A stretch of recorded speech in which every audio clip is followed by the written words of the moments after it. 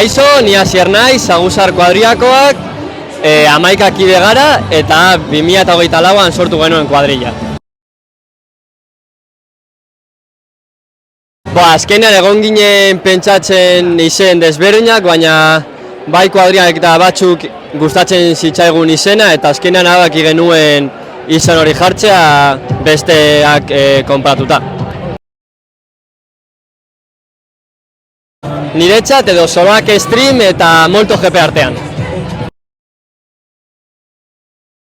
Momentuz aurten guk ez dugu egingo ekintzarik eta momentuz ez dugu parte hartuko ez laguntze eta ez momentuz. Uste dut, Bengoko abesteak asko entzungo dean, nire ustez oso ondo daudelako. Momentuz gaur jatokatzen zaigu lehenengoa eta momentuz jaietan ez dituguko egingo turnorik. Nire ustez txindoki dauka jantzirik txarrena edo itxusiena. Nire ustez izen guztiak eta kuadria guztia daukate bere gauza.